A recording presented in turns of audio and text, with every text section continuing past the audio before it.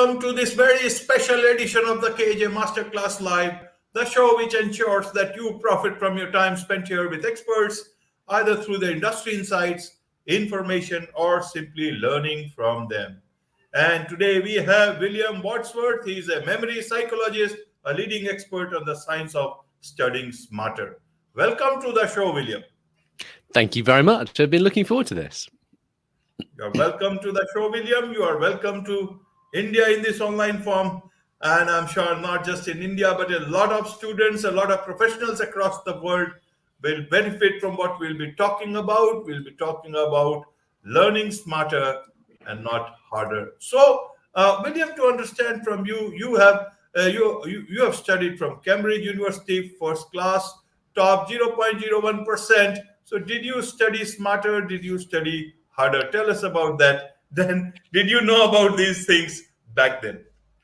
No, no, I didn't. And really the reason I do what I do now is because I had terrible study strategy myself when I was growing up. I worked really hard, so that wasn't my problem. I was very well motivated, very conscientious. So I worked really hard for my exams through high school and the early parts of university. And yeah, it was as a result of studying psychology that I learned about how memory works, and that made me just think, I just think it's crazy that I'm only learning about this now, and I wish I'd known it, 6 years ago when I first started taking a lot of exams.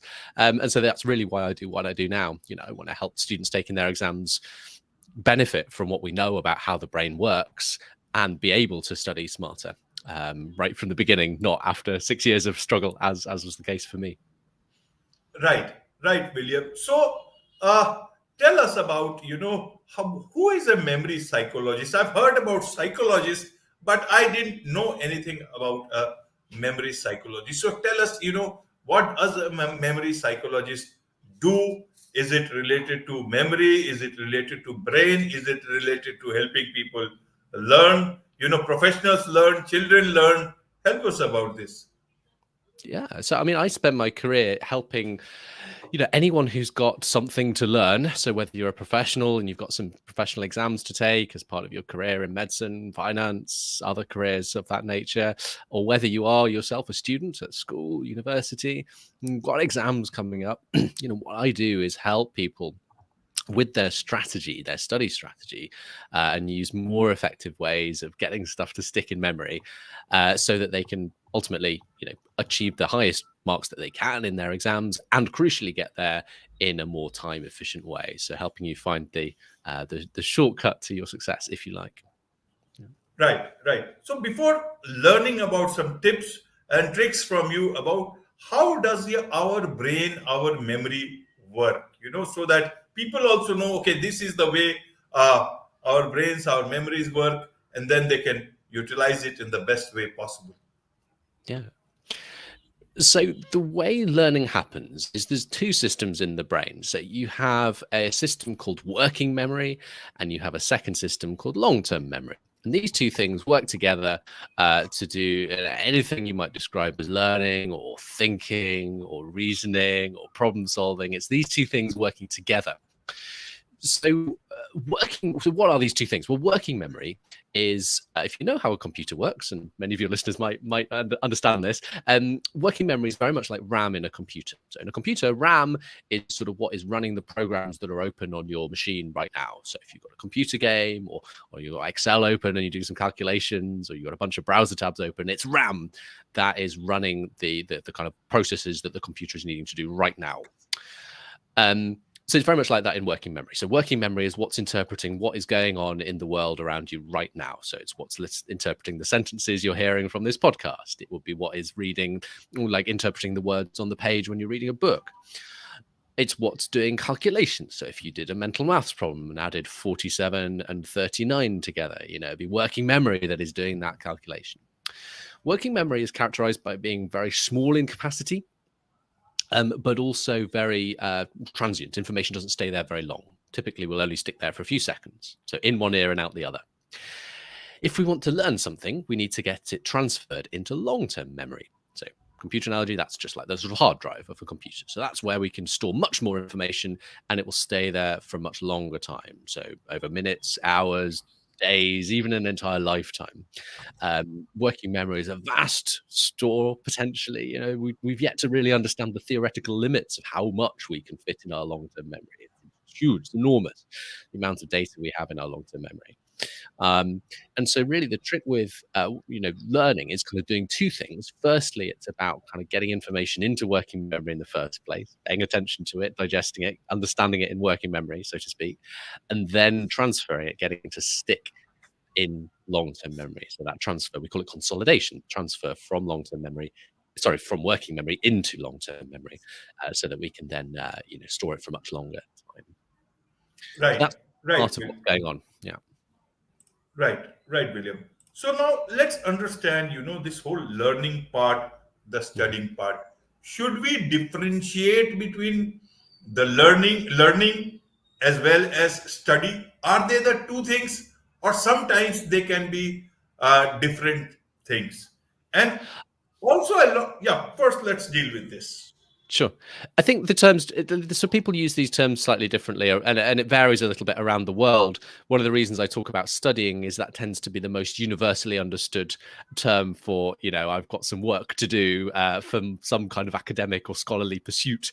But that might also include, maybe working on an assignment or, a big research project. So perhaps not all studying is learning. I mean, learning in the broadest sense, but not necessarily learning in the specific sense if you're trying to lock in knowledge into your memory. I think studying covers other things as well as just getting things to stick in your memory.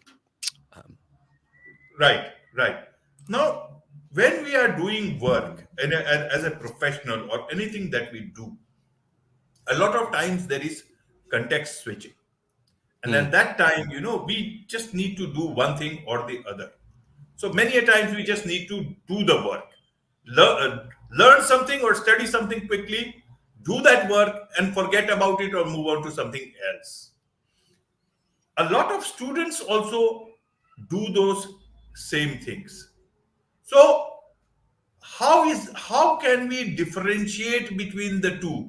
Because the problem is that nowadays a lot of students, instead of learning, are quickly doing the study part, and then that learning is not sticking to them in the longer term. Maybe it's because of the gadgets we are using, or maybe we think now we don't need to learn, because these things will be available at any point in time. Like early days, we used to know where the television switch is. Now we don't even know that, because we know there is a remote. So the day the remote is not found, you don't know where to look for the switch, in the sense. So that's why the on off button. In the same way, so help us understand, how should professionals look at the learning part or studying part, obviously more of learning, and how should especially, students, when they need to learn, they, out of stress, they start looking at only doing something very quickly and forget about it later on. They need to keep that thing into their memory. How do you tell them about these things? Because students will be the doctors and engineers of tomorrow. So a lot of quick study, just because of stress, may not lead to great outcomes for the future of, their future as well as humanity's future. Okay, there's probably three things there. So importance of knowing stuff, importance of overcoming distraction, and then how to actually get stuff to stick in Right. memory. So Absolutely. firstly, I think it's really important to know stuff. You said in this day and age, you can look stuff up, and that is definitely true.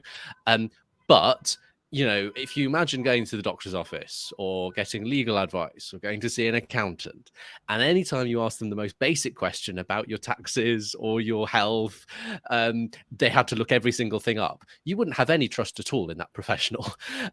So while we can look stuff up, I don't think there's any substitute for knowing things.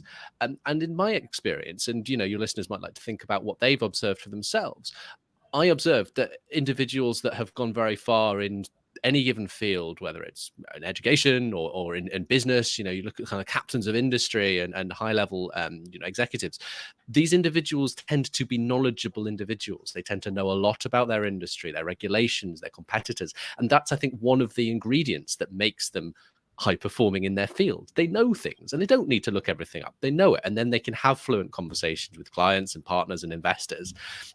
Like, there's no substitute for knowing things. So your second thing was about distractions, and you were saying that there's a lot of distraction in today's world, and potentially this is a problem, and it's definitely a challenge we need to work on. And it relates to one of those things I was talking about a moment ago. So our working memory is this limited capacity store. That is what's doing the thinking about whatever you're thinking about right now. So if you want to get any learning to happen, anything to stick in your long-term memory, it needs to pass through working memory. And it's effectively a bit of a bottleneck in the learning process because you can't fit very much information in working memory at once. You know, that's sort of the bottleneck to getting stuff to stick and to learn it. So if we're distracting ourselves, we are effectively giving up a portion of our brain power, our working memory capacity, to whatever distraction is kind of we're trying to multitask with. So that's not good news if we're wanting to work effectively, work efficiently, and to be able to tackle more complex material that might require that kind of full dedicated 100% of your brain power to just get your head around it. So yeah, absolutely, kind of manage any ways to kind of control distractions, and that in itself is a big topic. But anything you can do to get those notifications off on your device, turn those devices off, keep them out of the room. Anything you can do to kind of mitigate that impact is going to be really helpful. And then finally, so how do we actually get things to stick in long-term memory? So we're thinking about it in the moment. We've got it in working memory. And the real secret is what we call retrieval practice in psychology. So retrieval practice means pulling knowledge out of long-term memory. So it sounds a bit backwards. Why would you be kind of pulling knowledge out if you're trying to get it to stick? But once you've kind of read something, what you want to do is spend a moment and just try and pull those key ideas out of your head as soon as you've read them. Or, maybe you listen to a useful podcast such as this one. If you want to actually remember those learnings from that podcast, take a moment and just kind of try and scribble down some of the key ideas from it after it's finished. Pull those ideas out of your head. And that is the best way, effectively, to sort of send a signal to your brain that this is really important stuff and we need to hang on to it. Of course, this is how many medical students and other scholars will use tools like flashcards. This is exactly how flashcards work. So you've got little quiz questions. You're trying to remember you're looking at some kind of question or cue, or trying to remember what's on the back. That is the way flashcards work, and that's why they're such a powerful study tool. So yeah, retrieval practice really at the kind of heart of that final bit of the puzzle where you're trying to consolidate information and get it to stick in memory. Right. So how should we look at studying or learning smarter? When you talk of being smart about something, does not mean you discount something or you leave something away, but actually the way you are doing things is a bit more smarter than you do normally. So how do you do things not harder but smarter in the way? So help us understand to be smarter in today's time, either as a professional or as a student, so that we don't leave anything but actually keep all that is required, like the good old days. So if your objective is to get things to stick in your memory to help you prepare for an exam or otherwise, that business of retrieval practice is the key. So that is the heart of any effective study strategy, any effective way of learning. So, I mentioned flashcards as one example. Another is just taking a blank sheet of paper and just trying to write out everything you can remember about a topic from memory. It's sometimes called a brain dump or blurting. In contrast to things like just reading your notes or reading the book, or perhaps making notes. So, a lot of students around the world, making notes is their kind of go-to study strategy. They go to it. So you've got the book open in front of you and you're sort of summarizing it in your own words. And that's fine as it goes, but that's only the first step because you haven't done any retrieval practice yet. So if you are someone that is used to making notes as part of your study strategy, and it's one of the most common ones I see, a little tip for you would be to start putting a line down the middle of your page. And for everything you want to write down, all your key points go in the right-hand column, and then you add little questions or cues in the left-hand column. And now that means you can come along, cover up that right-hand column, test yourself on the questions or cues. So you're setting yourself up to, well, what else are you going to do with your notes? Otherwise, you just read them through or maybe copy them out again. That's not very good. If you set your notes out like that, then we can test ourselves on them and do the retrieval practice. And that's the bit that really makes the difference. We have a huge amount of evidence in psychology about the power of retrieval practice and how well it works. There have been many, many, many studies done on it. It's a very robust, very repeatable, very kind of widely understood effect.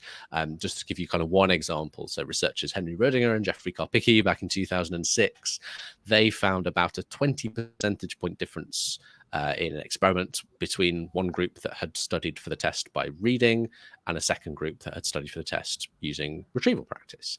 And like, if you think about what 20 percentage points on a test or exam means, like for a lot of exams, that could easily be the difference between a pass or fail, or between a one grade boundary and another. Like, it's a transformational difference in how much you can remember. 20% is huge. It's enormous. And then just one final thought on all this, because we've been talking about studying, but I know not everybody has exams to take. Thinking about one of the common memory challenges we come across in our everyday lives is remembering people's names. And how do you meet the names? How do you remember the names of your colleagues or friends or acquaintances as you're meeting them? You probably might have heard the advice, repeat someone's name back to them after they've said it, then maybe again a bit later in the conversation, and again at the end of the conversation. It's great advice. That is retrieval practice in action. You're retrieving that name as soon as you hear it, so a few seconds afterwards, straight away. Then again a few paragraphs later in the conversation, and again at the end of the conversation. And it's really that repeated doing the retrieval practice exercise that is the key for all effective learning, whether you're trying to remember a name or a whole set of complex drugs ahead of a medical exam.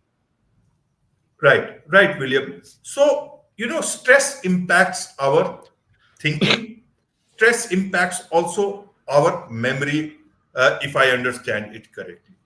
Now, which memory does stress impact? Is it the working memory, or is it the long-term memory? Because anytime any stress comes in, you forget even the very basic things which are there in front of me. For example, if I forget your name for a second, I will also forget to look it on the computer. I may keep on searching here. Sometimes it happens with me. I just, don't find the right name of the book or something, or the podcast, like your podcast, Exam Study Expert. I know it. But if I don't find it, or if there is a typo, then I will forget to exactly look at and get stressed about it. So help us understand then, how do we deal with this thing called stress, and what memory does it impact? How do we keep our, sense of being very much whenever there is this sort of an episode? I think there's sometimes a kind of a belief that if we haven't remembered it instantly, we're not going to remember it. And psychologists distinguish between two different kind of principles. We talk about storage strength and recall fluency. So in other words, it's possible to have a memory very securely stored, like it's there in long-term memory, but you can't recall it very fluently. Yeah. So like, if, as an example, if maybe you learned to speak a language many years ago, you probably stored all those words, all that vocabulary in your memory quite strongly. But if you don't use that language for many years, your recall fluency will go down and down, and so you can't very fluently recall. You can quickly kind of get that back by trying to practice it again. Perhaps if you visit that country where that language is spoken, you very quickly get back into that language, maybe in the matter of a few days or a couple of weeks. It's not like you've relearned that language from scratch in 2 weeks. You've just kind of had to get your recall fluency back. So I think if you are in a moment where you're struggling to remember something, and perhaps you're under a little bit of stress, I guess the first thing to say is, just kind of saying stop, maybe saying to yourself, I'm going to remember this, and then kind of rummaging around in those mental cupboards. Memory doesn't always happen instantly. It might kick in 20, 30 seconds later, but it will be, right. It might well be there. You just, taking a little bit of time to find it. One thing that can help with that is kind of brainstorming related ideas. So you said you're trying to remember the name of my podcast, Exam Study Expert. You might have been thinking about other things that you knew about me, maybe my name, or kind of how we met, or some of the other aspects, and then sometimes by kind of thinking around it, then that kind of triggers your memory. And I had this example the other weekend when I bumped into a colleague, or rather I saw an old colleague across the room. I was out and about on a Saturday, and I said to myself, I I knew I'd worked with her. She was an old colleague, I'd former workplace. I didn't know sort of super well, but I knew her. I knew I should know her name. Like, it was a few years since we'd worked together, but I knew, like, oh, I should be able to remember it. So I started to think about, okay, what was the name of the person that introduced us? Oh, Tim Dowd. Okay, what function was she in? Oh, she's in IDS, the kind of data and insights service. Okay, like I can, and what sorts of projects did we come into contact with each other on? And like the more of this kind of peripheral information I kind of brainstormed, helped me to hone in on her, I think, surname first and then her first name. Then so I could go over and introduce herself, and it seemed like I knew her name. But it had taken me a bit of work to get to that point. So I guess that would be the thing I'd say. You know, sometimes, like, if you can't remember it at first, you might need to work on it a little bit. And doing that work can also just help with that. You know, there's a kind of like, if that feeling of stress is characterized by almost like panic that you can't remember, then at least that kind of gives you something kind of proactive to do. You're going to say, okay, I'm going to remember this. And then you start to go through, okay, like, what other things can I remember that are related to this idea? And just having something to do, having something proactive to do, a sort of process to follow, just kind of helps calm those nerves in that moment, and helps kind of unlock your ability to think through the problem and hopefully find the answer. Right, William. So, in a nutshell, what are the few things or couple of things that someone should remember when they think that they will forget something or about to forget something? Use retrieval practice pulling that knowledge out of memory, practice testing yourself on it. Make a flashcard on it if you want. You know, you could put like a little sticky note on the bathroom mirror with like the question or the cue on the front, and then lift the flap and have to remember the answer that's on the back. If it's, you know, really important, then just do that every morning as you're getting dressed. Yeah, the key really is this business about pulling that knowledge out of memory, practicing the recall. And that helps, by the way, with both recall fluency and with storage strength. So it makes it stored more securely and helps you then recall it more and more fluently the more you practice. So the retrieval practice helps with both of those aspects. Right, William. There is much to learn from you and also to learn from your podcast. So tell us a bit about your podcast, Exam Study Expert. We've been around a few years now, and we're closing in on 1 million downloads, so we're quite well established. I think, and I've been saying this for a while now, and no one's managed to sort of prove me wrong. I think we're the world's largest podcast that's dedicated to helping students and scholars study smarter. So, you know, that's the only thing we talk about on the show, and we do kind of take that a fairly holistic approach to that. So we talk about learning strategies as well as, you know, time management, overcoming procrastination, motivation, you know, and all these other things that go into success in your exams, whether you're sort of student or professional. So you can find that at the Exam Study Expert podcast. Just, you know, search for it in your favorite podcast directory of choice, or you know, just go Google Exam Study Expert. Will pop up quite easily. So yeah, we have a range of conversations. So it's a mixture of interviews. I interview researchers and scientists that do the research, the kind of behind the principles I teach. I interview real students who've kind of put this stuff into action. And then I also do quite a few solo episodes where I'm just teaching my kind of favorite strategies step by step, so you can sort of take them away and put them into action straight away. So do come and have a look if this this topic is useful to you. Yeah. Right, William. So, and for those who would like to connect with you, learn more about you, you know, what is the best way for them to do so? So all the information should be on the website, examstudyexpert.com. You can find links to the various things we do. We do coaching, we do workshops for schools, there's a contact form if you want to get in touch. You'll find the podcast on there as well, of course. So yeah, examstudyexpert.com. Wonderful. With this, it's a wrap on this very special edition of the KAJ Masterclass Live. Thank you so much indeed for joining us. Thanks very much. I enjoyed it.